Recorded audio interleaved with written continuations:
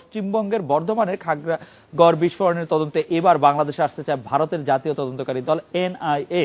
এরই মধ্যে দেশটির স্বরাষ্ট্র মন্ত্রণালয় প্রয়োজনীয় ছাড়পত্র চেয়ে আবেদন করেছে এনআইএ। ভারতের আনন্দবাজার পত্রিকার মঙ্গলবারের সংখ্যায় বলা হয়েছে, বাংলাদেশ সরকারের সাথে যোগাযোগের জন্য এনআইএ এর ওই আবেদন স্বরাষ্ট্র মন্ত্রণালয় থেকে ভারতের পররাষ্ট্র মন্ত্রণালয়ে পাঠানো হয়েছে।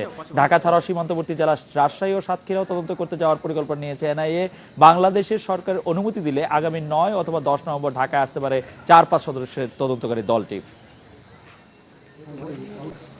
বলছি কতদিন ধরে করছে এ কাজ?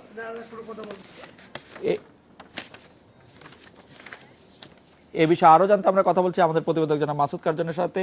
মাসুদ কার্জন, পশ্চিমবঙ্গের বর্ধমানে খাগড়াগড় বিস্ফোরণের তদন্তে এবার বাংলাদেশে আসতে চায় ভারতীয় জাতীয় তদন্তকারী দল এনআইএ। আমাদের স্বরাষ্ট্র মন্ত্রণালয়ের এই বিষয়ে কোনো অবস্থান আপনি জানেন কি? স্বরাষ্ট্র বা পররাষ্ট্র মন্ত্রণালয় অর্থাৎ আমাদের যারা কর্তৃপক্ষ তাদের অবস্থান কি আপনি জানতে পেরেছেন জনাব মাসুদ কার্জন? তদন্ত দল আসতে চায় বা তদন্ত আসবে, এটা আসলে খুবই স্বাভাবিক একটি প্রক্রিয়া এবং ভারতের পররাষ্ট্র মন্ত্রণালয়ের মাধ্যমে তারা বাংলাদেশের কাছে ছাড়পত্র চেয়েছে।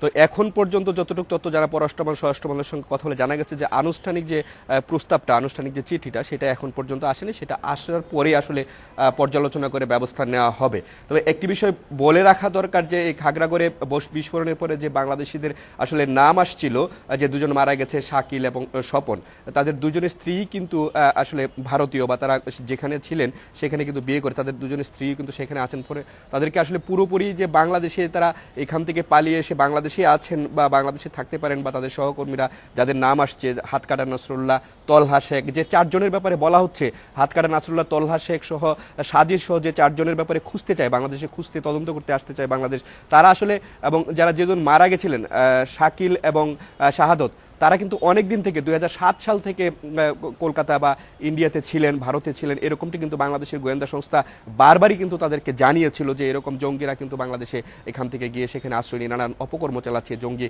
কার্যক্রমের চেষ্টা করছে, বাংলাদেশে তারা বোমা বিস্ফোরণের চেষ্টা করছে বা বোমা বিস্ফোরণের সরঞ্জাম তৈরি করে সেগুলো বাংলাদেশে পাঠাচ্ছে, যেগুলো বাংলাদেশের গোয়েন্দারা অনেক আগে থেকে বলে আসছিল। এবং সর্বশেষ যে 30 সালে জঙ্গি হামলা হয়েছিল, পুলিশ সদস্যকে হত্যা করে জঙ্গি ছিনিয়ে নেওয়ার যে ঘটনা হয়েছিল, এবং দুজন এখনো যে পালিয়ে আছেন, সালিহিন এবং বোমারু মিজান, এবং যিনি এই জিএমবিকে সংগঠিত করে থাকেন, জিএমবির আমির বলে পরিচিত গোয়েন্দা সংস্থার কাছে তথ্য আছে, হাতকাটা মাহফুজ, তারা 3 জনই কিন্তু এই প্রতিবেশী ভারতে আছে, এরকমটি কিন্তু গোয়েন্দা সংস্থারা অনেক আগে থেকেই বলে আসছেন এবং তারা এখন পর্যন্ত আছেন। এবং ধারণা করা হচ্ছে যে এদের প্ররোচনায় আসলে যে এই বিস্ফোরণের যে বোমা তৈরির সময় যে বিস্ফোরণটি ঘটেছিল এবং পরবর্তীতে যেসব তথ্য মানে এনআই পেয়েছে যে বাংলাদেশের প্রধানমন্ত্রীকে হত্যা সহ রাজনৈতিক নেতাদেরকে হত্যার যে পরিকল্পনা তারা সেখানে বসে করছিল।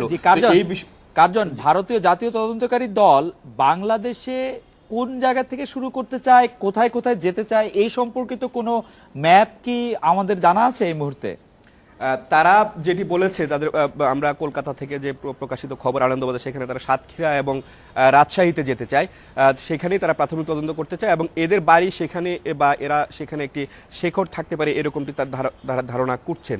কারণ রাজশাহী এবং আপনি জানেন যে জঙ্গির আসলে জিএমবির গোড়াপত্তন হয়েছিল রাজশাহীর বাগমারা থেকে, যেখান থেকে আসলে বাংলাবাইকে আমরা বা এই দেশবাসী বা সবাই চিনতে পারে যে বাংলাবাই বাগমারা বা আত্রাই, সেখান থেকে কর্মকাণ্ড শুরু করেছিল। তো ফলে তাদের হয়তো ধারণাটা সেখানেই জিএমবির আসলে যেটা তারা ডেরা বলে থাকে বা জিএমবির যেটা ঘাঁটি বলে থাকে সেখানে থাকতে পারে। তবে আসলে আমরা বিভিন্নভাবে খোঁজ নিয়ে জেনেছি যে আসলে রাজশাহী বা বাগমারায় এখন আসলে জিএমবির প্রভাব সেই রকম নেই এবং জিএমবি আইন শৃঙ্খলা বাহিনীর সদস্যদের ধারাবাহিক যে অভিযান, বাংলাদেশের র্যাব পুলিশের যে ধারাবাহিক অভিযান, এরা কিন্তু অনেকটা কোণঠাসা হয়ে পড়েছে এবং এই কারণেই কিন্তু বাংলাদেশের অভিযানে টিকতে না পেরেই কিন্তু অনেক আগে থেকে কিন্তু এরা ভারতে গিয়ে আশ্রয় নিয়ে এসেছিল এবং বাংলাদেশ আইন শৃঙ্খলা বাহিনীর সদস্যরা বলছে যে এরকম নির্দিষ্ট জায়গায় কিন্তু আর এখন নেই।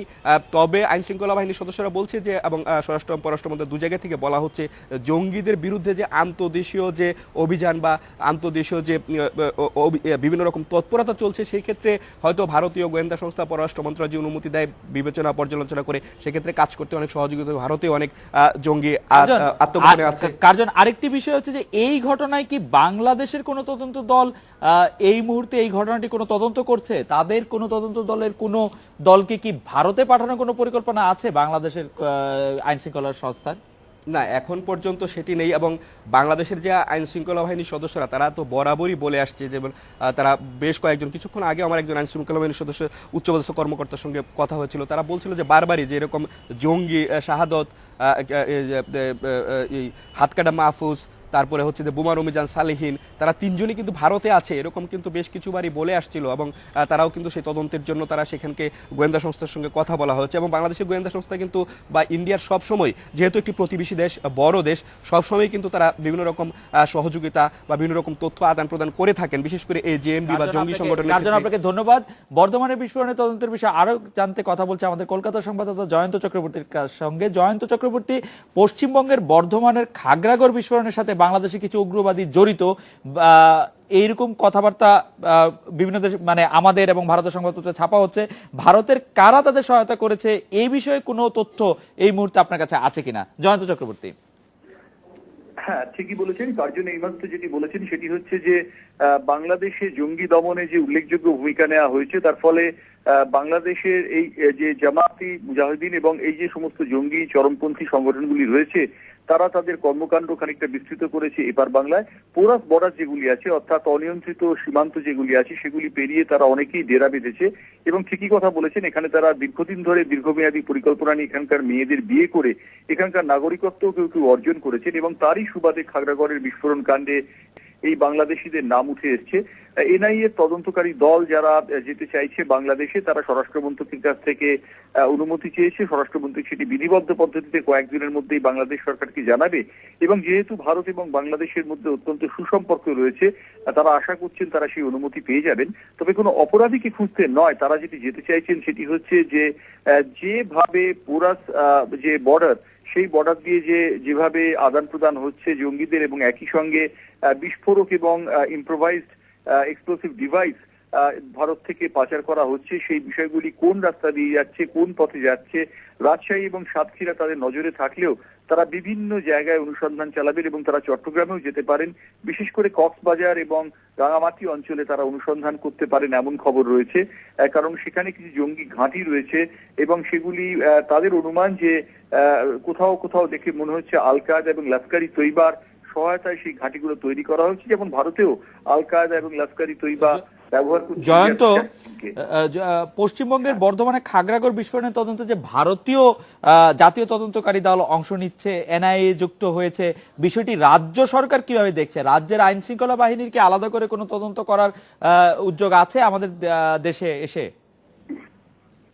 না, আমার মনে হয় না সেটা আছে। তার কারণ হচ্ছে যে রাজ্য সরকারের সঙ্গে এনআইএ যে উচ্চপদস্থ কর্তারা ডিজি পর্যায়ের মুখ্যমন্ত্রী মমতা বন্দ্যোপাধ্যায়ের সঙ্গে তাদের একটি আলোচনা হয়েছে, এবং সেই আলোচনায় মমতা বন্দ্যোপাধ্যায় পরিষ্কার জানিয়ে দিয়েছেন যে রাজ্য সর্বতোভাবে কেন্দ্রীয় গোয়েন্দা বাহিনীকে সহায়তা করবে, এনআইএ যাবতীয় তদন্তে সহায়তা করবে।